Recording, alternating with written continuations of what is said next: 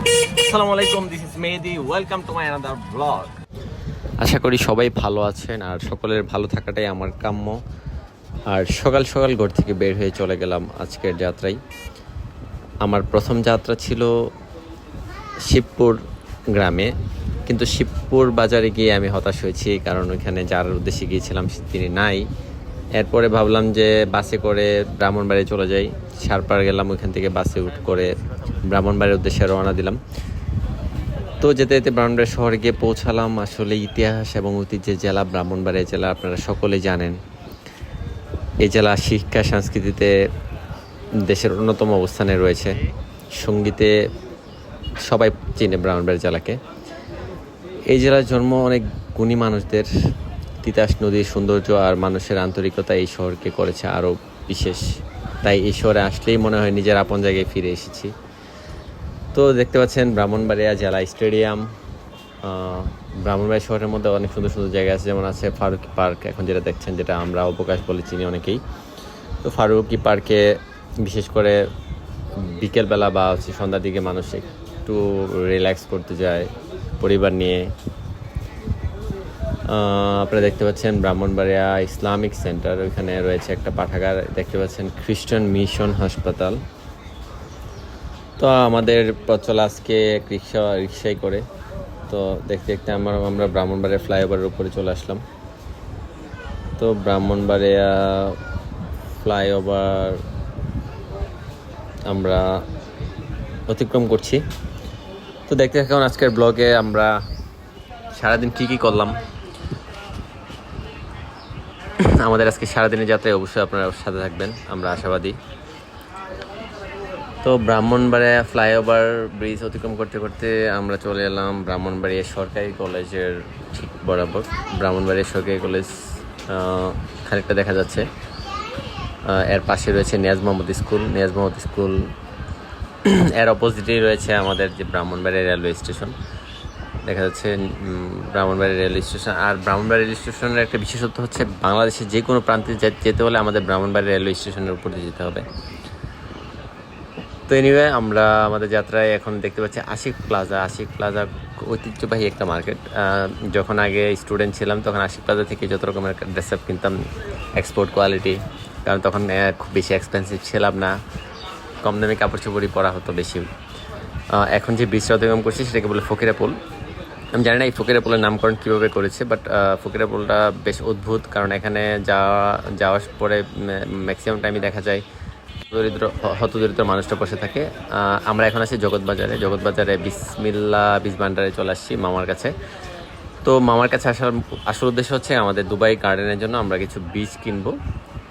So মামার কাছে আসলে সকল ধরনের বীজ পাবেন আপনারা, আপনাদের বাড়ি ঘরের আঙ্গিনার জন্য বা হচ্ছে বাগানের জন্য, বা আপনারা ধরেন যদি এটাকে বাজারজাত করতেও চান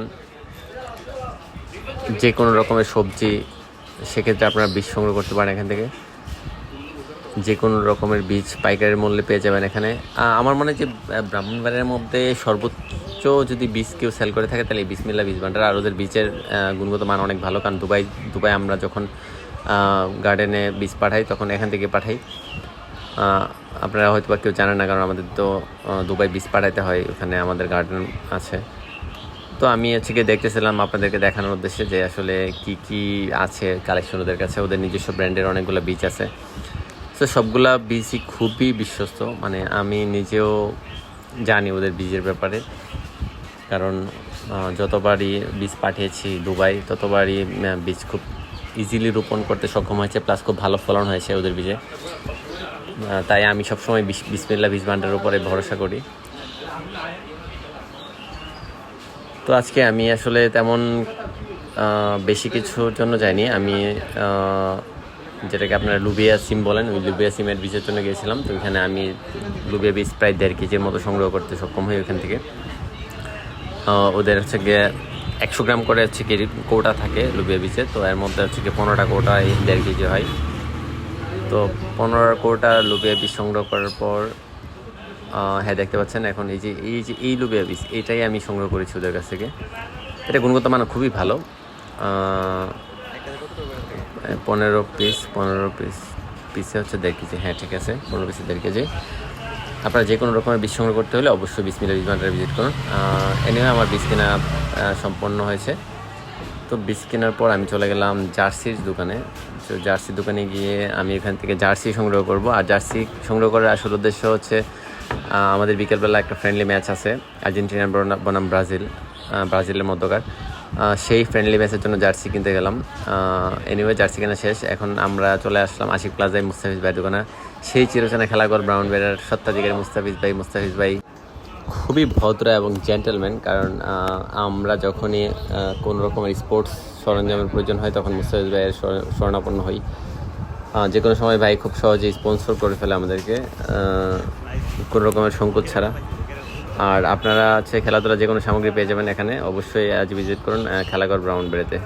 আমাদের আজকে ফ্রেন্ডলি ম্যাচের জন্য আমি ট্রফি সিলেক্ট করলাম। আর্জেন্টিনা ব্রাজিলের ম্যাচ আছে কিছুক্ষণ আগে আমরা বলেছি বিকেলবেলা। তো সেই ম্যাচের জন্য ট্রফি সিলেক্ট করলাম। আর এই ট্রফিগুলো স্পন্সর করেছে আমার ছোটো ভাই। এনিওয়ে ট্রফিগুলো দেখতে দেখতে ভাইয়ের সাথে একটু আপনারা দেখতে পাচ্ছেন চ্যাম্পিয়ন প্লাস রানার্স আপ ওইখানে করা হয়েছে ব্রাজিল বনাম আর্জেন্টিনা। স্টিকার বসানো হয়েছে 2টা ট্রফিতে।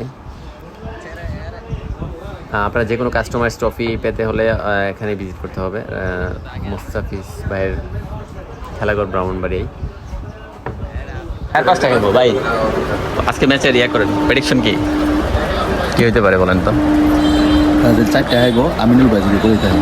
আচ্ছা, আমিনুল গোলে থাকলে ব্রাজিল স্ট্রাইকার থাকলে আর্জেন্টিনার মানে বল তো গলি সাইডে তো নিতে পারতেন না, আল্লাহ জানে কোন দরবার লাগান।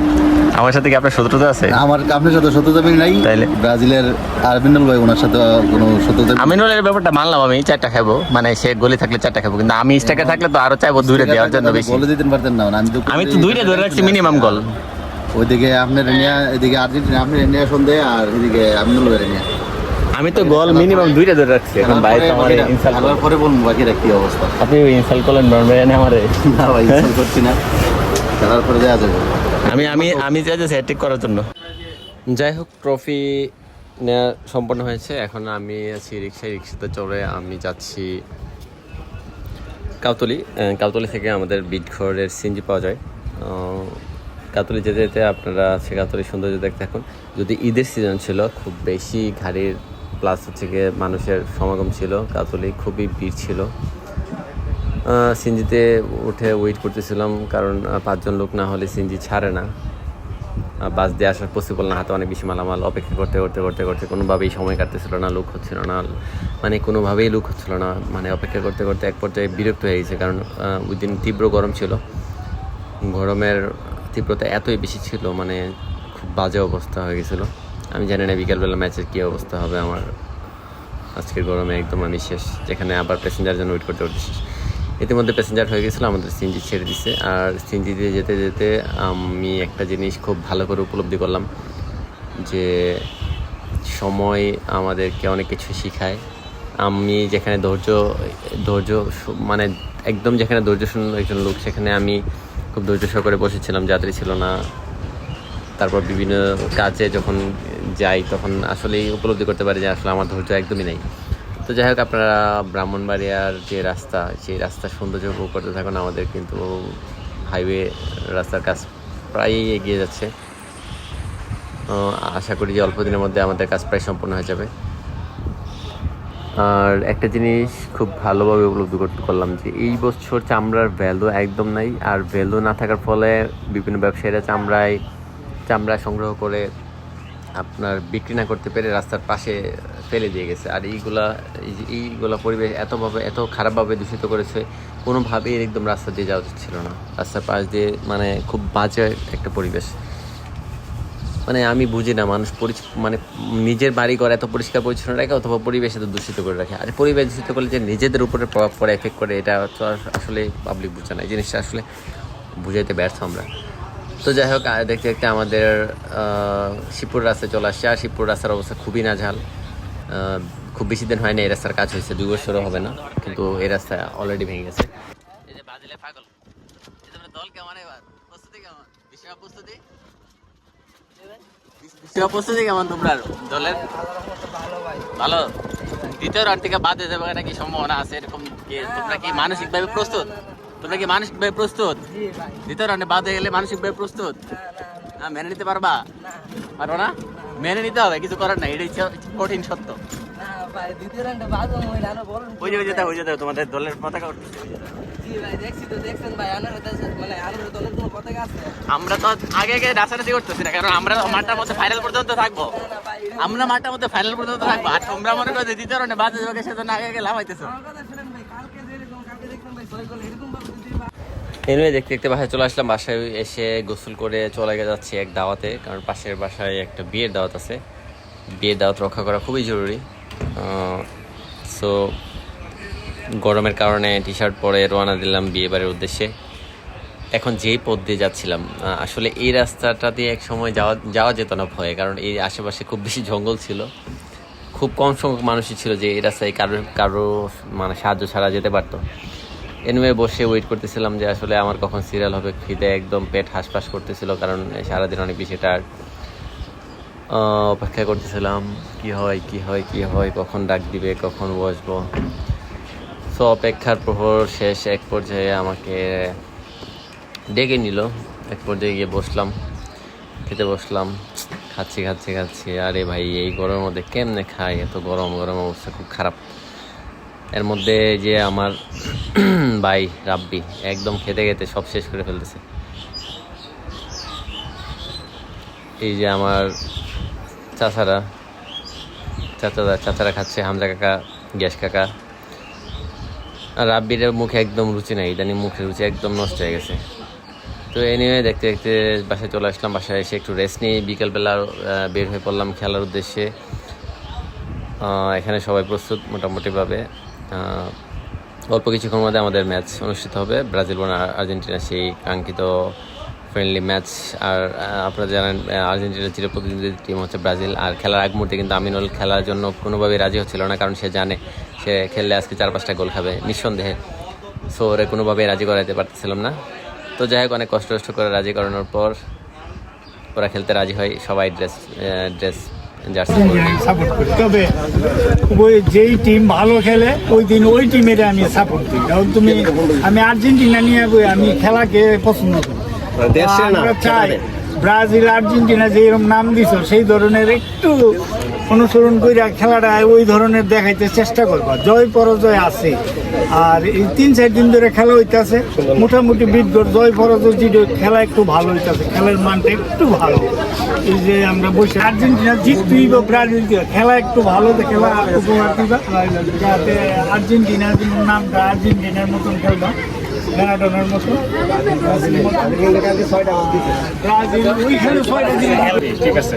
আচ্ছা, আজকের ম্যাচ পরিচালক আমাদের জাকির স্যার কিছু বলার জন্য ধন্যবাদ। আর্জেন্টিনা বনাম ব্রাজিলের সমর্থকদের আমি আশা করব উভয় দলই একটা ভালো খেলা উপহার দেওয়ার জন্য, যেহেতু দুটা দলেরই একটা সুনাম আছে।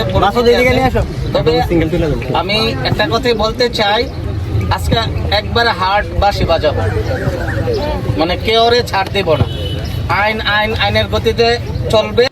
এনিওয়ে খেলার ফলাফল ছিল আর্জেন্টিনা 4 বনাম ব্রাজিল 1। আর এর মধ্যেই আজকে আমার ভিডিও সম্পন্ন হয়েছে। সবাই ভালো থাকুন, সুস্থ থাকুন, আর অবশ্যই আমার চ্যানেলটি সাবস্ক্রাইব করে দিবেন। ধন্যবাদ।